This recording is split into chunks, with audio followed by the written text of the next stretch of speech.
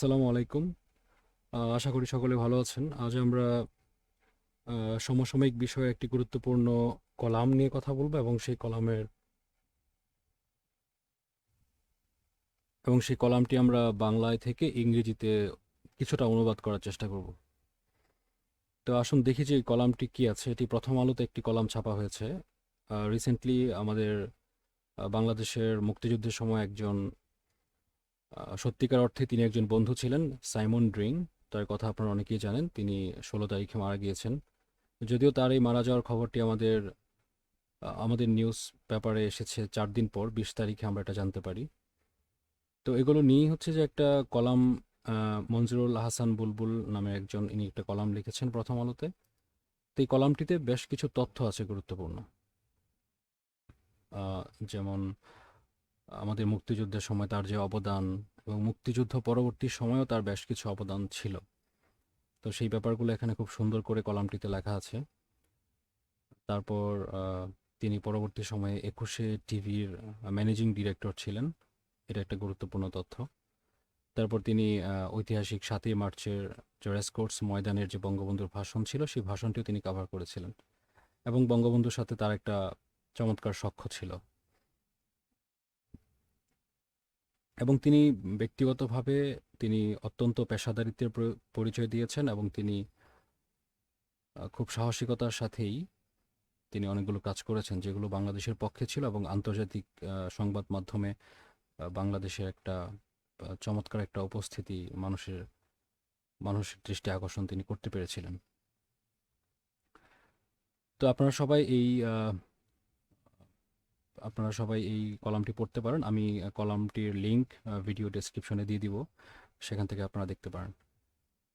তো আমরা আর কথা লম্বা না করি, আমরা এই কলামটি কি করে আমরা সবটুকু অনুবাদ করব না, আংশিক কিছুটা অনুবাদ করব। তো চলুন আমরা সরাসরি অনুবাদের দিকে চলে যাই।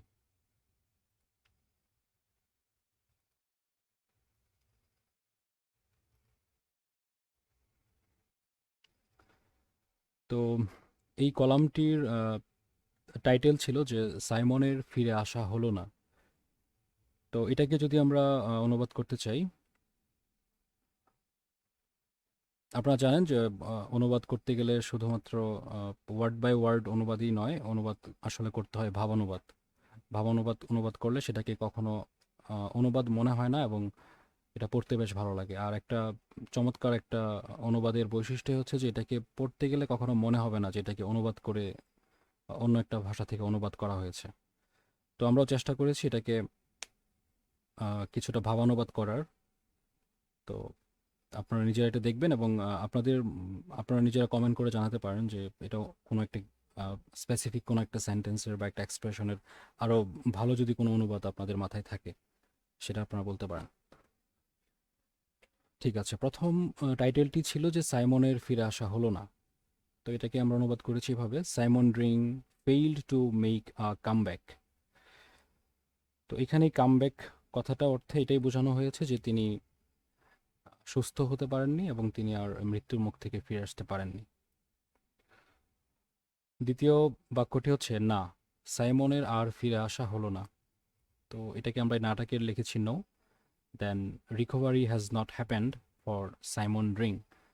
রিকভারি মিন্স তার যে অসুস্থতা ছিল সেই অসুস্থতা থেকে তিনি সুস্থ হতে পারেননি বা রিকভারি করতে পারেননি। তার পরের বাক্যটি অত্যন্ত চমৎকার একটি বাক্য। দেখুন, আমরা অনুবাদ করার সময় আমরা কলামগুলো যখন পড়ব সেটাও লক্ষ্য রাখবো যে বাংলা ভাষায় এটাকে কিভাবে লিখেছে এবং সেটা আমাদের পরীক্ষা লিখতে গেলেও কাজে লাগবে। তো এই বাক্যটি হচ্ছে, বুকের মধ্যে বাংলাদেশকে নিয়েই সাইমন ফিরে গেলেন না ফেরার দেশে। তো এটার ট্রান্সলেট আমরা করেছি এভাবে: he has departed for the place of no return, keeping Bangladesh in heart.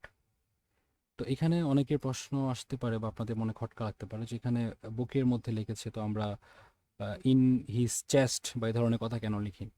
তো আসলে এখানে বুকের মধ্যে বলতে এই হার্টের মধ্যে ছিল, এটাই বোঝানো হয়েছে ব্যাপারটা। তো এটার অনুবাদ আমরা এই ব্যাপারটাতে আমরা এখানে হার্ট ব্যবহার করেছি।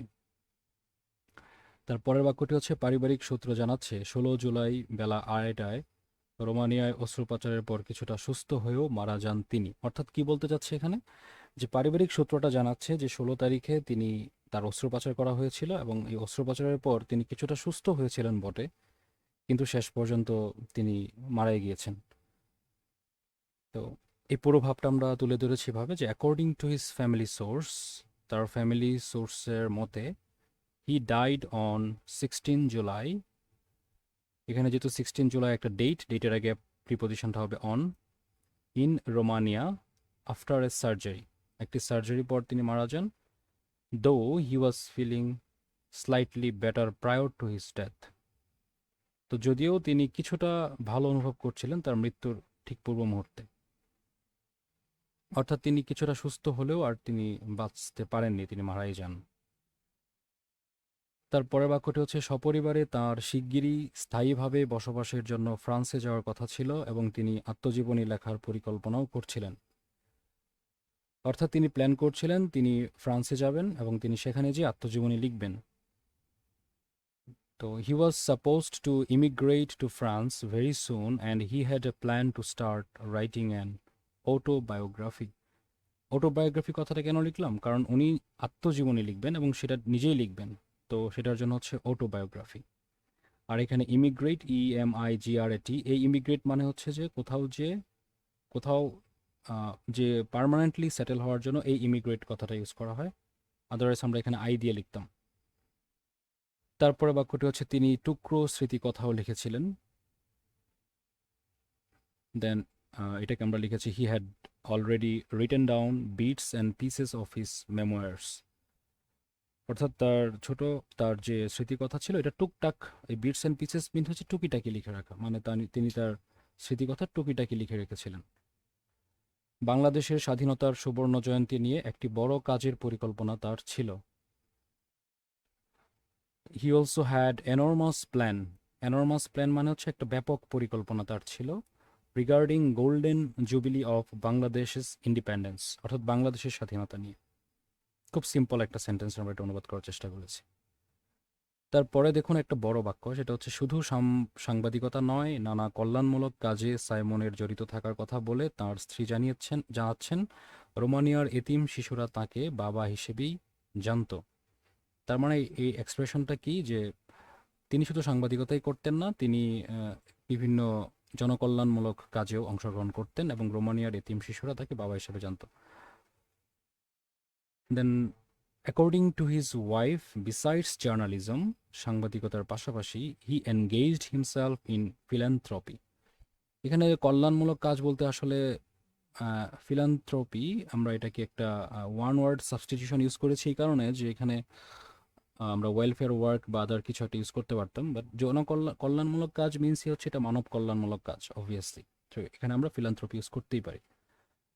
তারপর আমরা এখানে যেহেতু এটা বড় সেন্টেন্স ছিল আমরা এটাকে ভেঙে ফেলেছি, রোমানিয়ার এতিম শিশুরা তাকে বাবা হিসেবেই জানতো। মানে এখানে কমা দিয়ে বোঝানো হচ্ছে এটাই যে উনি কল্যাণমূলক অনেক কাজ করতেন এবং এই কারণেই রোমানিয়ার এতিম শিশুরা তাকে বাবা হিসেবে জানতো। তাহলে আমরা এখানে লিখেছি ওয়িং টু দ্য ফ্যাক্ট, অর্থাৎ এই কারণে ওয়িং টু দ্য ফ্যাক্ট, এটা একটা আমরা ওয়িং টু দ্য ফ্যাক্ট একটা ফ্রেজাল এক্সপ্রেশন ইউজ করেছি এখানে। ওয়ারফান্স ইন রোমানিয়া ও treat him as a father, এখানে কিন্তু এই ওয়িং টু দ্য ফ্যাক্ট একটা লিঙ্কার্সের মতো কাজ করেছে, দুইটা সেন্টেন্স পাশাপাশি পড়তে যে যেন এখানে কোনো বোরিং না লাগে, একটা কোলোকেশন হওয়ার জন্য এটা ইউজ করা। Treat him as a father, তাকে বাবার মতোই তাকে ট্রিট করতো। আচ্ছা, তারপরে আছে হচ্ছে যে বাংলাদেশ সাইমনের মৃত্যুর খবরটিও জানলো তার মৃত্যুর 4 দিন পরে। Okay, then Bangladesh only came to know about Simon's death 4 days after he passed away. Passed away means, আপনারা জানেন পাস্ট অ্যাওয়ে মিনস মৃত্যুবরণ করা। এত গুরুত্বপূর্ণ একটা খবর ব্রেক করতে এত দেরি হলে সাইমন কিভাবে মুখের দিকে তাকাতেন সে দৃশ্য কেবল কল্পনা করি। অর্থাৎ এখানে লেখক কিছুটা মেটাফোর ইউজ করেছেন। যদি এরকম হতো যে সাইমন বেঁচে আছেন কিন্তু তিনি মারা গেছেন, আমরা জানতে পেরেছি অনেক পরে, এটা যদি তিনি জানতে পারতেন তাহলে তিনি আসলে তিনি স্বাভাবিকভাবেই তিনি খুব অবাক হতেন যে এমন একটা দেশের মানুষের জন্য আমি এত কিছু করেছি, তা আমার মৃত্যুর খবরটাই পেল 4 দিন পর। তো এটাকে আমরা দিয়েছি ভাবে আই ক্যান আহ, যেহেতু এটা হচ্ছে যিনি রাইটার এই কলামটি লিখেছেন তার ব্যক্তিগত কথা, তো এখানে আমরা আই ইউজ করতে পারি, তবে এখানে উই ইউজ করা যেতে পারে আয়ের পরিবর্তে। So I can barely imagine his facial expression if he knew how long it took before breaking out as a news. তো এটা নিউজ হয়ে ছড়িয়ে পড়ার আগ মুহূর্ত যে 4 দিন চলে গেল, এটা জানতে পারলে ওনার ফেসিয়াল এক্সপ্রেশন কি হতো সেটা আমরা কল্পনা করতে পারি। আবার তাড়াহুড়া করে ব্রেকিংয়ের নামে ভুল সংবাদ না দিই, সেই সতর্কতাও ছিল। দেন এগেইন, আবার I was cautious enough to avoid any misinterpretation of the news due to hastily action। মানে তড়িৎ, মানে খুব তাড়াহুড়া করে কোনো কিছু করতে যেয়ে আবার যদি এটা ভুলভাল নিউজ হয়ে থাকে ভেরিফাই করা ছাড়া, সেই জন্য এটাকে ভেরিফাই করা দরকার ছিল। সে কারণে সাত সকালে যখন সাইমনের চলে যাবার খবর পাই, প্রথমেই তা বিশ্বাস করিনি। অ্যাজ ইউজুয়াল, প্রথমে লেখক বিশ্বাস করেননি। দেন তিনি লিখেছেন, বিকজ অফ দ্যাট, এই কারণে, early in the morning when I heard of Simon's death I could not believe it readily. আমি তৎক্ষণাৎ সেটাকে বিলিভ করতে পারিনি। পরে ঢাকা, লন্ডন, রোমানিয়া, ভারত, ফ্রান্সের সম্ভাব্য সব সূত্রের সঙ্গে কথা বলে নিশ্চিত হয়েই পরাজিত হলো বিশ্বাস, সত্য জানান দিল সাইমন আর্নি। এটা কিন্তু একটা চমৎকার বাক্য, পরাজিত হলো বিশ্বাস। তার মানে বুকের মধ্যে লেখকের যে একটা বিশ্বাস ছিল সাইমন মারা যাননি, সেই বিশ্বাসটা ভুল প্রমাণিত হয়েছে, এবং সত্য এটাই যে সাইমন সত্যিকার অর্থেই পৃথিবীতে আর নেই। তো এটার অনুবাদ হচ্ছে যে only after speaking to all plausible sources in Dhaka. এখানে পসিবলও ইউজ করতে পারেন, নো প্রবলেম। বাট প্লজিবল কথাটা হয়তো পসিবল খুব বেশি গতানুগতিক শোনা যায়, এটা ক্লিশে হয়ে যায়, সেজন্য আমরা প্লসিবল দিয়েছি। Only after speaking to all plausible sources in Dhaka, London, Romania, India and France, winning over my belief the truth unfolded. দেখুন, উইনিং ওভার মাই বিলিফ, আমার বিশ্বাসের উপরে জয়ী হয়ে, দ্য ট্রুথ আনফোল্ডেড, সত্য উন্মোচিত হলো, that Simon is no more, Simon আর বেঁচে নেই। তারপর বাংলাদেশের যত মানুষ সাইমন রিংয়ের নাম জানেন তার প্রতি শ্রদ্ধায় নত হন, বহু বাঙালি সাংবাদিকের নামও এত মানুষ জানেন না। Simon ring is perhaps a more known and respected name in Bangladesh then many Bengali journalist even. অর্থাৎ অনেক বাংলাদেশি জার্নালিস্টের চাইতেও অনেক বাংলাদেশি তাকে খুব ভালো করে চিনেন এবং তাকে সম্মান করেন। স্বভাবতই তিনি অত্যন্ত সম্মানের একজন পাত্র এবং তিনি সে কাজই করেছেন। সাদা চামড়ার এই মানুষ বাদামি বাঙালিদের মনে ঠাঁই করে নিয়েছিলেন শুধু সাংবাদিকতা করেই। Simply through his journalism this white skinned man won the heart of Bengali brown skinned people. Okay, তারপরে বাক্যটি দেখুন, আর সাংবাদিকদের সামনে তিনি আদর্শ হয়ে দাঁড়িয়েছেন সৃজনশীল পেশাদার সাংবাদিক হিসেবে। তো এটাকে দিয়েছি আমরা, he sat an unbeaten role model before any other professional journalist. তিনি বাংলাদেশকে ধারণ করেছিলেন তার অস্থি মজ্জায় বিশ্বাসে। খেয়াল করে দেখুন, এখানে আমরা যদি এটাকে আক্ষরিক অনুবাদ করি, যে অস্থির ইংরেজি বোন লিখি, মজ্জা মেরু লিখি, বিশ্বাস বিলিফ লিখি, তাহলে সেটা আসলে অনুবাদটা সুন্দর হবে না। কারণ এখানে লেখক অস্থি মজ্জায় বিশ্বাসে বলতে এটাই বোঝাতে চেয়েছেন যে মনে তার মনের এবং ভেতরের সমগ্র জায়গা সমস্ত অনুভূতিতে তার বাংলাদেশ নামটাই তিনি ধারণ করেছিলেন। তো এটাকে আমরা দিয়েছি যে he had Bangladesh in every fibre of his body and mind. তো তার মনের প্রতিটা শিরা উপশিরায় বা প্রতিটা তন্তুতে তিনি বাংলাদেশ ধারণ করেছিলেন। সাইমনকে সম্মানসূচক নাগরিকত্ব দেওয়া হয়েছিল। Simon had been given honorary citizenship. Okay, কাজেই বলা যায় জন্মসূত্রে একজন ব্রিটিশ হয়েও তিনি ছিলেন আপাদমস্তক একজন Bangladeshi. So even though he was British by birth, he was a Bangladeshi from head to toe. অর্থাৎ আপাদমস্তক, head to toe. Toe means হচ্ছে যে আমাদের পায়ের আঙুলের অগ্রভাগ। তো এই পর্যন্ত তিনি ছিলেন বাংলাদেশি। বাংলাদেশের সঙ্গে সাইমনের এ সংযোগ আকস্মিক। This bond that formed between Bangladesh and Simon was a sudden one. ওকে, 1971 সালে লন্ডনের দ্য ডেইলি টেলিগ্রাফের তরুণ রিপোর্টার সাইমন রিং। তাহলে back in 1971 he was a young reporter with the Telegraph of London. Vietnam cover করতে এসেছিলেন Cambodia, অর্থাৎ তিনি কম্বোডিয়ায় এসেছিলেন। তার মানে he had gone to Cambodia, এখানে he has come to Cambodia দিলেও চলবে, টু কভার ভিয়েতনাম। সেই সময়কার পূর্ব পাকিস্তানের তখন টালমাটাল অবস্থা। East Pakistan was in turmoil at that time. এই ইস্ট পাকিস্তান কথাটার আগে আপনারা দেন কথাটা ইউজ করতে পারেন, দেন ইস্ট পাকিস্তান, মানে তৎকালীন ইস্ট পাকিস্তান ইউজ করা যায়। ওকে, তারপরে লন্ডন থেকে আরেকজন রিপোর্টার পাঠানোর চাইতে সাইমনকেই পাঠানো হলো ঢাকায়, অর্থাৎ তিনি যেহেতু এই রিজিয়নে আছেন, কাছাকাছি আছেন, তাই এখান থেকে তাকেই পাঠানো হয়েছিল।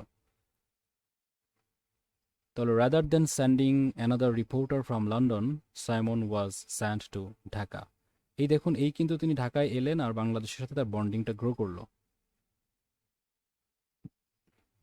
আর 71-এর উত্তাল মার্চে তিনি ঢাকায় আসেন। 71-এর মার্চ উত্তাল ছিল কেন? কারণ একেবারে মার্চের শুরু থেকেই আমাদের যে অসহযোগ আন্দোলনের শুরু, তারপর 7ই মার্চের যে ভাষণ, 25শে মার্চের পাকিস্তানিদের যে আক্রমণ, তো এই সব কিছু মিলে পুরো মার্চটাই কিন্তু ছিল ঢাকা শহর উত্তাল। তো এখানে লেখক যথার্থই বলেছেন যে 71-এর উত্তাল মার্চে তিনি ঢাকায় আসেন। তো he arrived in Dhaka in March when Dhaka was in an uproar. Uproar mean একটা উত্তাল অবস্থা, একটা আনস্টেবল সিচুয়েশন। 7 মার্চ রেসকোর্স ময়দানে বঙ্গবন্ধুর ভাষণ তিনি কভার করেন। পরে তার সখ্য হয় বঙ্গবন্ধু শেখ মুজিবুরের সঙ্গে।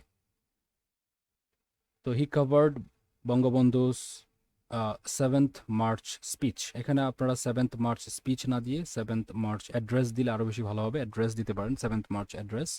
আর এখানে এটাও বলতে পারেন যে covered Bangabandhu's historical 7th March address in the race course Maidan, বর্তমানে এটা Suhrawardy Udyan. He later struck up a friendship with Sheikh Mujib. তো পরবর্তী সম্পর্কে বঙ্গবন্ধুর সঙ্গে তার একটি সখ্য হয়। আচ্ছা, 7ই মার্চের ভাষণ নিয়ে সাইমন কি বলতেন? 7ই মার্চের ভাষণ নিয়ে সাইমন বলতেন, ভাষণ আমি বুঝিনি, কিন্তু স্বভাবতই তিনি বাংলা ভাষাভাষী নন, তিনি বাংলা ভাষা বুঝবেন না, কিন্তু শেখ মুজিবের যে দৃঢ়তা আর সেখানে যে লক্ষ লক্ষ মানুষ উপস্থিত ছিলেন, তিনি সেই অনুভূতিটুকু বুঝতে পেরেছিলেন এবং সেটা দেখে তিনি অভিভূত হয়ে গিয়েছিলেন। Then about the 7th March speech or address, Simon would say, I did not understand the speech, but I was amazed by his determination and people's faith in him. এখানে amazed এর পরিবর্তে আপনারা overwhelmed দিতে পারেন। I was overwhelmed by his determination and people's faith in him. আচ্ছা, একজন জাত সাংবাদিক হিসেবে, আচ্ছা জাত সাংবাদিক কথাটা মানে বোঝাচ্ছে এখানে যে তিনি অতিমাত্রায় প্রফেশনাল। অতিমাত্রায় বলতে এখানে আসলে যতটুকু প্রফেশনালিজম থাকা উচিত সাংবাদিকদের মধ্যে, ততটুকু প্রফেশনালিজম তার মধ্যে ছিল। তো একজন জাত সাংবাদিক সাইমন বলতেন, সেই ভাষণ, সেই জনসভা এবং পাকিস্তান সরকারের নানা পদক্ষেপ দেখে আমি নিশ্চিত হয়ে গিয়েছিলাম, it will be a battleground. দেখুন, it will be a battleground, এটা কিন্তু সাইমনের নিজের উক্তি, তার নিজের কথা। তো এটাকে আমরা অনুবাদ করার সময় ঠিক এভাবেই লিখে দিব এবং এটা ইনভার্টেড কমা মধ্যে দিয়ে দিব। এখানে নতুন ইতিহাস রচিত হতে যাচ্ছে, এটা একটা বড় বাক্য, আমরা দেখুন কীভাবে লিখেছি। প্রফেশনাল জার্নালিস্ট টু কোর, অর্থাৎ পুরোপুরি সে প্রফেশনাল জার্নালিস্ট। আর আমরা এখানে লিখতে পারতাম যে an utmost professional journalist. Then Simon said that speech, that public rally and the various measures taken by the Pakistan government made me certain, নিশ্চিত করেছিল আমাকে, that it will be a battleground, এটা হবে একটা battle ground, history was going to be written here. সাংবাদিক হিসেবে এই সময়ে এই মাঠে থাকার চেয়ে আর ভালো কিছু হতে পারে না, তাই লন্ডনে অফিসকে জানিয়ে দেন তিনি ঢাকা ছাড়ছেন না। কারণ আমরা জানি যে তখন পাকিস্তান সরকার যারা ক্ষমতায় ছিল, তারা বাংলাদেশের মধ্যে যারা বিদেশি সাংবাদিক কূটনীতিক যারা ছিলেন, তাদেরকে ফোর্সফুলি ঢাকা থেকে বের করে দিয়েছিলেন। তো সেটা লন্ডন অফিসকেও, লন্ডনে যে তাদের টেলিগ্রাফের অফিস ছিল, তো সেখানকার অফিসকে তো তারা জানিয়েছিল। তো সেই অফিসকে নিজের দায়িত্ব নিয়ে সাইমন রিং জানিয়ে দিয়েছিলেন যে তিনি তিনি ঢাকা ত্যাগ করবেন না। তো it was the best time for a journalist, কারণ তিনি বুঝতে পেরেছিলেন it was the best time for journalist, এটা একজন সাংবাদিকের জন্য সর্বোত্তম সময় টু বি হিয়ার, এখানে অবস্থান করা। And he informed his London office, তিনি তার লন্ডন অফিসকে জানালেন that he wasn't living Dhaka, অর্থাৎ তিনি ঢাকা ছাড়ছেন না। পরের অংশ তো সবারই জানা। Then everyone knows the rest of the story. তারপর দেখুন, একজন পরিশ্রমী তরুণ অনুসন্ধানী সাংবাদিক সাইমন রিং ঢুকে গেলেন পাকিস্তানের রাজনীতির সদরে অন্দরে। These young hardworking investigative journalist, এই ইনভেস্টিগেটিভ জার্নালিস্ট এই কথাটা কিন্তু এখনকার যুগে খুব শোনা যায়। ইনভেস্টিগেটিভ জার্নালিস্ট মানে হচ্ছে অনুসন্ধানী সাংবাদিকতা, অর্থাৎ কোনো একটা ব্যাপারে যদি অনুসন্ধানের দরকার হয়, অনুসন্ধান করে সেটা তথ্য উপাত্ত নিয়ে যাচাই বাছাই করে যে কমপ্লিট একটা রিপোর্ট তৈরি করা হয়, সেটাকে বলা হয় অনুসন্ধানী রিপোর্ট। তো সেই investigative journalist delve into the depths of Pakistan politics, Pakistani রাজনীতির সদরে অন্দরে। তার সোর্স তৈরি হলো, হি হ্যাড হিজ সোর্সেস, আর এখানে দিতে পারেন যে হিজ সোর্সেস ওয়ার ডেভেলপড, তার সোর্স তৈরি হয়ে গেল। তিনি শেখ মুজিবের দৃষ্টি কাড়লেন একজন উজ্জ্বল সাংবাদিক হিসেবে। সাইমনের বাংলাদেশ ও মুজিব প্রেম ছিল একাকার। তো তিনি শেখ মুজিবের দৃষ্টি কাড়লেন, that means he caught Sheikh Mujib's attention, অথবা এখানে দিতে পারেন he caught sight of Sheikh Mujib's as a brilliant journalist, একজন উজ্জ্বল সাংবাদিক। এখানে ব্রিলিয়ান্টের পরিবর্তে আপনারা ব্রাইট কথা দিতে পারেন, নো প্রবলেম। উজ্জ্বলের পরিবর্তে এখানে ব্রাইট দিতে পারেন। এখানে এটা মনে করার কারণ নেই যে উজ্জ্বলের পরিবর্তে ব্রাইট দিব, এটা আক্ষরিক অনুবাদ হয়ে যাবে। নো, ব্রাইট কথাটা ইউজ হয় অ্যাডজেক্টিভ হিসেবে, যেমন ব্রাইট স্টুডেন্ট, ব্রাইট স্কলার, এগুলো ইউজ হয়। তো as a bright student, bright journalist, Simon's love for Bangladesh and Mujib was one and the same. এটা একটা ফ্রেজ, একাকার, ওয়ান অ্যান্ড দ্য সেম, এক এবং অভিন্ন, এই অর্থে ওয়ান অ্যান্ড দ্য সেম ফ্রেজটা ইউজ হয়। 25শে মার্চ রাতে সব বিদেশি সাংবাদিককে ঢাকা ছাড়তে বাধ্য করে পাকিস্তানিরা। The Pakistanis forced all foreign journalist to leave Dhaka on the night of 25th March. Hotel ইন্টারকন্টিনেন্টালে লুকিয়ে থাকা পরদিন পাকিস্তানি বাহিনীর বর্বরতার চিত্র প্রত্যক্ষ করা একমাত্র বিদেশি সাংবাদিক সাইমন রিং। তো তিনি কোথায় লুকিয়েছিলেন? He hide in hotel Intercontinental, and the next day Simon Ring was the only foreign journalist who witnessed the brutality of the Pakistan occupation army. এখানে আপনারা পাকিস্তান অকুপেশন আর্মি কথাটা দিতে পারেন, কারণ পাকিস্তান আর্মিরা ছিল দখলদার। সো এখানে পাকিস্তান অকুপেশন আর্মি কথাটা দিতে পারেন। শেষ পর্যন্ত পাকিস্তানি সেনাবাহিনী তার সহযোগী ক্যামেরাম্যান সহ তাকে 27 মার্চ পাকিস্তান থেকে বের করে দেয়। অর্থাৎ finally on 27th March the army sent him and his assistant cameraman away from the country. কিন্তু সাইমন তার নোটবুক আর ক্যামেরাম্যান ছবির রিল লুকিয়ে নিয়ে যেতে সমর্থ হন। তখনকার সময় তো ডিজিটাল ক্যামেরা ছিল না, ক্যামেরাগুলোতে ছিল বড় বড় রিল। তো সেই রিলগুলো ওনারা অক্ষত অবস্থায় লুকিয়ে নিয়ে যেতে সক্ষম হন।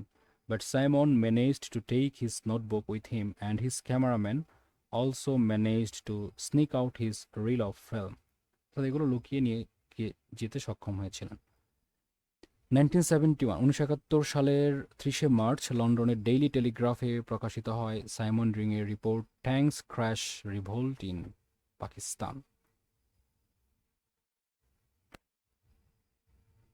আপনারা এই ইন্টারনেটে সার্চ করলে tanks crash revolt in Pakistan এই আর্টিকেলটা পাবেন, এবং এই নিউজটা পড়ে আপনারা এখান থেকে অনেক তথ্য পাবেন, এবং এই তথ্যগুলো বিশেষ করে লিখিত পরীক্ষা বিভিন্ন জায়গায় আপনার রেফারেন্স হিসাবে ইউজ করতে পারেন, এগুলো অকাট্য রেফারেন্স। তারপরে the Telegraph on 30 March 1971 published Simon Ring's report tanks crash revolt in Pakistan. Okay, পৃথিবীর মানুষ প্রথম জানতে পারে 25 মার্চের কাল রাত্রের হত্যাযজ্ঞের কাহিনী, পাকিস্তানি সেনাবাহিনীর বর্বরতার চিত্র। তো people around the world got to know about the killing spree. তাদের যে এখানে কিলিং স্প্রিয়ের পরিবর্তে আপনারা অ্যাট্রোসিটিস দিতে পারেন। অ্যাট্রোসিটিস নৃশংসতা, কিলিং স্প্রি মানে হচ্ছে খুনের যে একটা হত্যাযজ্ঞের যে একটা স্পৃহা। Killing spree of 25th March night the brutality of the Pakistan army. পুরো ওয়ার্ল্ড জেনে যায় কিন্তু এই রিপোর্টের মাধ্যমে। সাইমন পাকিস্তান ছাড়েন কিন্তু ফিরে আসেন ভারতে। দেখুন এখানে একটা কারণ আছে, কারণ তিনি লিবারেশন ওয়ারের নিউজগুলা কাছ থেকে পেতে যাচ্ছিলেন, যেহেতু বাংলাদেশ তখন সেফ ছিল না সাংবাদিকদের জন্য। তো তিনি সবচেয়ে কাছাকাছি স্থান ছিল ভারত, এবং তিনি কিন্তু কলকাতাতেই ছিলেন। তো সাইমন পাকিস্তান ছাড়েন কিন্তু ফিরে আসেন ভারতে। Simon left Pakistan but returned to India. বাংলাদেশের মুক্তিযুদ্ধ কভার করেন যুদ্ধের মাঠ থেকে। He covered the liberation war on the ground, অথবা এটা এভাবে লেখা যায় he covered the liberation war from the battle ground. এ সময় কয়েকজন সাংবাদিক সহ সাইমনকে কলকাতায় আটকও হতে হয়। Simon and a few other journalist were even detained for some time in Kolkata at the time. মার্চে পাকিস্তান থেকে বিতাড়িত সাইমন 1971 সালের 16ই ডিসেম্বর ফিরে আসেন স্বাধীন বাংলাদেশে। বিজয়ের খবর কাভার করে ফিরে যান লন্ডনে। দেখুন, একটা জেনুইন ফিলিংস তার বাংলাদেশের প্রতি ছিল বলেই কিন্তু তিনি এসেছিলেন আবার 1971-এর পর, মানে 16ই ডিসেম্বরের পর, যখন আমাদের চূড়ান্ত বিজয় অর্জিত হয় তারপর। তো Simon Ring, who had been forced to leave Pakistan, Simon Ring যাকে পাকিস্তান থেকে জোরপূর্বক বের করে দেওয়া হয়েছিল, return to independent Bangladesh on 16 December 1971। অর্থাৎ 16ই ডিসেম্বর তিনি বাংলাদেশে আবার ফিরে আসেন। He covered the victory day and return to London. তো বিজয় দিবসের আনুষ্ঠানিকতা তিনি কভার করেছিলেন এবং তিনি আবার লন্ডনে ফিরে যান। আবার আসেন 1972 সালের 10 জানুয়ারি, যেদিন বঙ্গবন্ধু পাকিস্তানের কারাগার থেকে মুক্ত হয়ে দেশে আসেন। দেখুন, খুব ফ্রিকোয়েন্টলি কিন্তু তিনি আসছেন।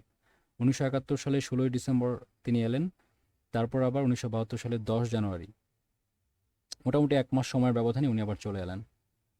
He returned again on 10th January 1972, the day Bangabandhu returned to the country after his release from prison in Pakistan. এখানে একটা তথ্য আছে, পাকিস্তানের উনি যে কারাগারটাতে ছিলেন সেটার নাম হচ্ছে মিয়ানওয়ালি কারাগার। এটা একটা এমসিকিউতে আসে অনেক সময়, এটা মনে রাখতে পারেন। 1975 সালের 15ই আগস্ট বঙ্গবন্ধুকে সপরিবারে হত্যার পর গভীর শোকে আচ্ছন্ন ছিলেন সাইমন।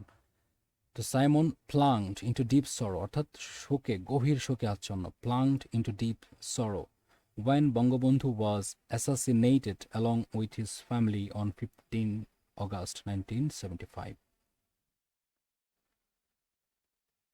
এর মধ্যে তার ঠিকানা বদল হয়েছে।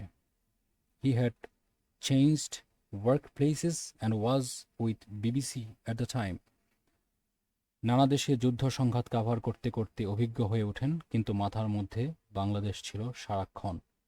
He had gathered a lot of experience by then, having covered wars and conflicts around the world, but Bangladesh remained in his mind.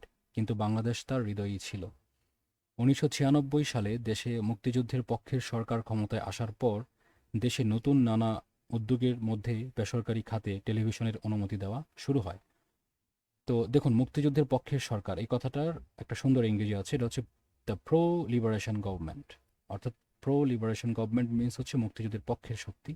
Came to পাওয়ার, অথবা এখানে আপনারা কেম ইনটু পাওয়ারও দিতে পারেন। Came to power in 1996, various initiatives were taken up in the country and permission was given for private television channels. দেশের গণমাধ্যম মালিকানায় আরেক প্রবাদ প্রতিম মানুষ এএস মাহমুদ এগিয়ে আসেন 21 টেলিভিশন প্রতিষ্ঠার কাজে। দেখুন, এখানে প্রবাদ প্রতিম মানুষ মানে হচ্ছে যে লিজেন্ডারি, অর্থাৎ বিখ্যাত যারা, প্রবীণ বলতে পারেন। এটার অর্থ আমরা এখানে ভেটারান ইউজ করতে পারি, ভেটারান। তো a veteran in media ownership in this country, A.S. Mahmood took up the venture to establish একুশে টেলিভিশন। তার সহযাত্রী হতে আবার সাইমন আসেন ঢাকায়। দেখুন, এটা কিন্তু একটা স্যাক্রিফাইস।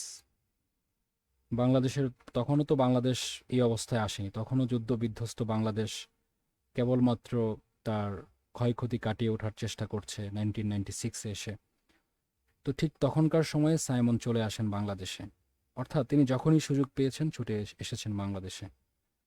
তিনি দায়িত্ব নেন একুশে টেলিভিশনের এমডি হিসেবে। এটা গুরুত্বপূর্ণ তথ্য, এটা মনে রাখবেন। একুশে টেলিভিশনের এমডি ছিলেন তিনি, অর্থাৎ প্রতিষ্ঠাকালীন এমডি ছিলেন। He took over as the MD of Ekushey television, managing director. A S Mahmud সাইমনকে দিলেন অবারিত স্বাধীনতা। A S Mahmud gave him complete free rein. Simon রিংয়ের হাত ধরে একদল তরুণ বাংলাদেশে সম্প্রচার সাংবাদিকতা আরও স্পষ্ট করে বললে টেলিভিশন সাংবাদিকতার দুয়ার উন্মোচন করলেন। Simon Ring led a group of young journalists and opened wide the door of television journalism.